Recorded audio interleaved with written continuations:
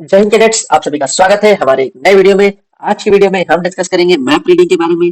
दोस्तों, map reading exam point of view से बहुत ही इंपॉर्टेंट टॉपिक है और ये हमारे मैप रीडिंग का पार्ट 1 है। तो चलिए दोस्तों, बिना किसी देरी के वीडियो को शुरू करते हैं।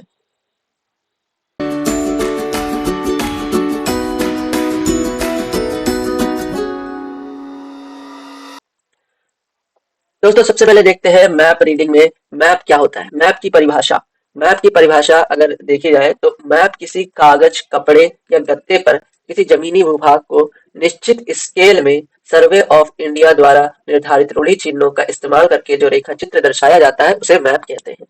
दोस्तों, इस परिभाषा में ध्यान रखने वाली बातें यह है कि आपको 3 पॉइंट जरूर बोलने हैं। जो 3 पॉइंट अगर एग्जामिनर ने देख लिया तो मतलब कि आपकी ये परिभाषा बिल्कुल सही है।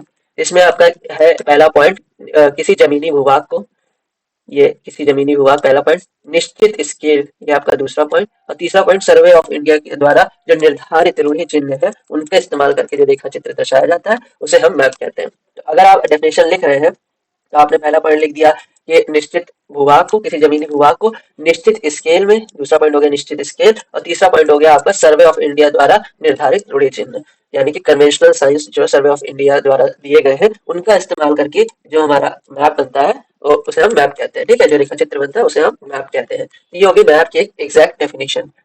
अगर आप यही डेफिनेशन एग्जाम में बताएंगे तो आपको अच्छे मार्क्स मिलेंगे। ठीक है, नेक्स्ट देखते हैं हम मैप रीडर कौन होता है। मैप रीडर की क्या परिभाषा होती है। तो वह इंसान जो मैप पर दी गई जानकारी को पढ़कर व्याख्या करके उसका उपयोग करके उस क्षेत्र या स्थान की जानकारी करता है उसे हम मैप रीडर कहते हैं। जिसमें दी गई जानकारी का उपयोग करके किसी स्थान का पता लगाना या दिशाओं का पता लगाना शामिल है। जो मैप रीडर होता है ना, मैप रीडर आप किसे कहेंगे? जो किसी मैप को देख के, उसको पढ़ के, उसकी व्याख्या करके वो अपनी पोजीशन का पता लगा सके, एक स्थान से दूसरे स्थान पर जा सके, स्थान की जानकारी प्राप्त कर सके, वही हमारा होता है मैप रीडर। मैप हमारा इस प्रकार से दिखता है, ये देखिए, ये एक छोटा मैप शीट है। एक्चुअल में मैप शीट काफी बड़ी होती है और आपके बटालियन में आपने देखा होगा, आपके पीआई स्टाफ ने आपको दिखाया होगा। नेक्स्ट देखते हैं हम मैप रीडर के पास क्या क्या सामान होना चाहिए। मैप रीडर के पास क्या क्या सामान होता है। उस क्षेत्र का मैप होता है, उस क्षेत्र का कंपास होता है, हर क्षेत्र अलग अलग कंपास होता है। ठीक है, अगर आप हाई एल्टीट्यूड एरियाज में हैं तो आपको ड्राई कंपास चाहिए होगा, और अगर आप लखनऊ रीजन में है या कहीं और है तो आपको दूसरा कंपास चाहिए होगा। तो एरिया वाइज कंपास भी अलग अलग होते हैं। नेक्स्ट, नाइट मार्च चार्ट होना चाहिए। मैप रीडर के पास सर्विस प्रोटेक्टर की बहुत आवश्यकता पड़ती है, वो होना चाहिए। ब्लैंकेट होना चाहिए, ये जिसमें जमीन पे आप बिछा के मैप को एक समतल जमीन पे रखा जाता है, ऊबड़ खाबड़ जमीन पे नहीं रखा जाता है। अगर हमको मैप सेट करना होगा ना तो हम एक समतल जगह ढूंढेंगे, एकदम जो समतल जगह होगी वहीं पे मैप को रखेंगे, तभी हम मैप सेट कर पाएंगे। अदरवाइज कंपास जो है वो गलत नॉर्थ को दर्शाएगा। नेक्स्ट देखते हैं, हमारे पास मफर टॉर्च होनी चाहिए, स्केल होनी चाहिए, विसल होनी चाहिए, और राइटिंग मटेरियल होना चाहिए। मैप के लिए मैप सेट केस होना चाहिए। ठीक है, और भी एक्सेट्रा चीजें ये सब होती है।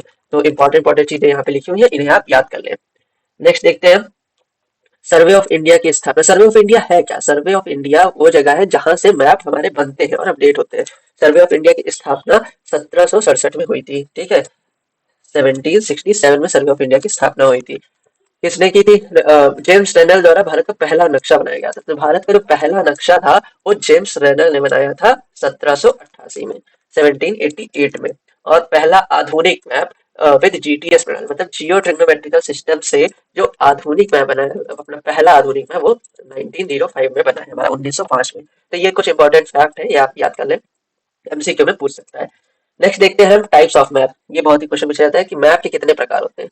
तो जनरली हम लोग बताते हैं कि मैप के 7 प्रकार होते हैं, पर हमारी जो प्रेसी है, जो इंडियन आर्मी की जो प्रेसी रिलीज हुई है, उसमें लिखा है कि मैप के 2 प्रकार होते हैं और उसको दो उसमें डिवाइड किया गया। एक होता है स्केल के आधार पे, एक उद्देश्य के आधार पे। तो हम प्रेसी के हिसाब से ही पढ़ेंगे और उसी हिसाब से मैं आपको पढ़ाऊंगा। स्केल के आधार पे एक 2 टाइप्स होते हैं मैप के। पहला होगा स्केल के आधार पे, दूसरा होगा उद्देश्य के आधार पे।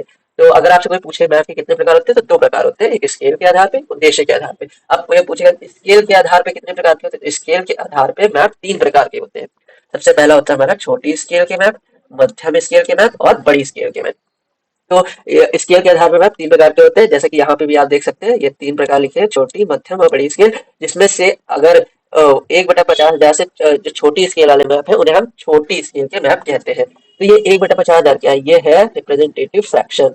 रिप्रेजेंटेटिव फ्रैक्शन जिसे हम आरएफ कहते हैं। ठीक है, ये दर्शाता है कि मैप कितने स्केल का है। 1/50,000 के स्केल का ये मैप है। तो अगर जो मैप 1/50,000 से छोटी स्केल वाले होंगे, यानी कि लेस देन हाँ लेस देन 1/1/50,000। ठीक है, 1/50,000 से छोटी स्केल वाले जो मैप होंगे उन्हें हम छोटी स्केल के मैप कहेंगे।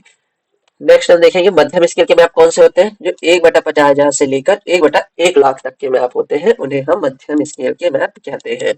नेक्स्ट देखिए बड़ी स्केल के मैप कौन होते हैं। जो 1/1 लाख से ऊपर से जितनी भी बड़ी स्केल होगी उस हिसाब से उनको बड़ी स्केल के मैप कहा जाएगा, यानी कि ग्रेटर देन 1/1 लाख।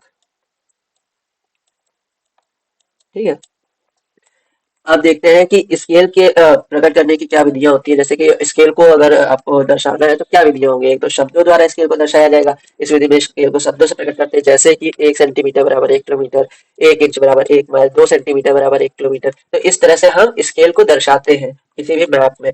ये RF द्वारा, रिप्रेजेंटेटिव फ्रैक्शन द्वारा। तो ये जो अभी हम लोग पढ़ रहे थे ये RF द्वारा था, जिसमें हम 1/1 इतना 1/50,000 ऐसे करके हम स्केल को दर्शाते हैं।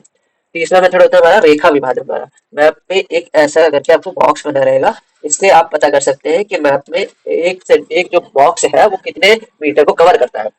जैसे कि ये अगर बॉक्स है तो ये 100 मीटर को कवर करेगा। यहाँ से 0 से 100 तो ये 100 मीटर को कवर करेगा। तो इस तरह का आपका जो मैप होता है वो मैप पे एक स्केल बनी रहती है, तो हम उससे भी पता कर सकते हैं। अब हम देखते हैं कि उद्देश्य के आधार पर मैप कितने प्रकार के होते हैं।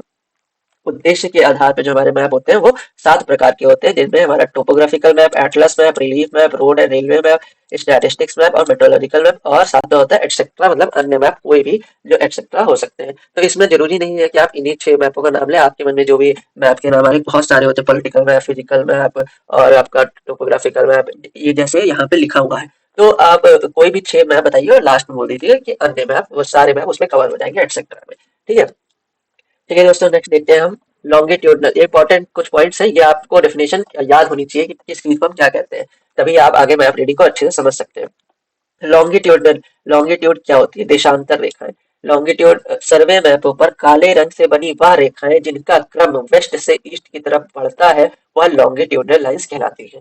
तो जैसे कि ये हमारा हो गया सर्वे मैप। ठीक है, ये मैप है तो इसपे हमारी ये जो काले रंग से बनी रेखा है, ये वाली, ये जो काले रंग से बनी रेखाएं हैं इन्हें हम लॉन्गिट्यूडनल लाइंस कहेंगे। इनका क्रम देखिए, ये हमारा वेस्ट होता है, ये नॉर्थ होता है, ये साउथ होता है, ये ईस्ट होता है। तो इनका क्रम जो है देखिए, ये वेस्ट से ईस्ट की तरफ बढ़ रहा है।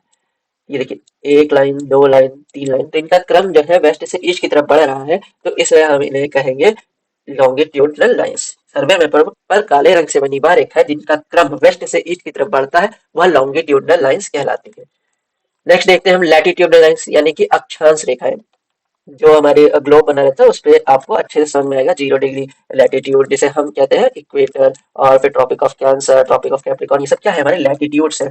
तो ये लैटिट्यूड कहाँ पे है, ये देखिए काले रंग से, ये देखिए एक रेखा बनी हुई है, ये हमारी है लैटिट्यूड। तो इनका ये इस बहुत छोटा मैप है तो इसमें आपको एक ही रेखा दिख रही है, पर अगर बड़े मैप होंगे तो आपको बहुत सारी रेखाएं देखने को मिलेंगी। वर्ल्ड मैप देखेंगे तो आपको बहुत सारी रेखाएं देखने को मिलेंगी। तो ये हमारी होती है लैटिट्यूड, लैटिट्यूड अक्षांश रेखाएं। सर्वे मैपों पर काले रंग से बनी वह रेखाएं जिनका क्रम साउथ से नॉर्थ की तरफ बढ़ता है वह लैटिट्यूडनल लाइंस कहलाती है। इनका क्रम जो है वो साउथ से नॉर्थ की तरफ बढ़ रहा है। ये देखिए, एक यहाँ पे है, फिर दूसरी ये देखिए यहाँ पर है। ऐसे करते करते एक दो, तो ये साउथ से हमारा नॉर्थ की तरफ इनका क्रम बढ़ रहा है, इसलिए हमारी लैटिट्यूडनल लाइंस कहलाएंगी। तो दोस्तों आज के वीडियो में बस इतना ही। अगर आपको ये वीडियो अच्छा लगा हो तो वीडियो को लाइक करें, चैनल को सब्सक्राइब करें और वीडियो को ज़्यादा से ज़्यादा शेयर करें। वीडियो अगले पार्ट में हम डिस्कस करेंगे इसी के आगे के टॉपिक्स। तब तक के लिए जय हिंद।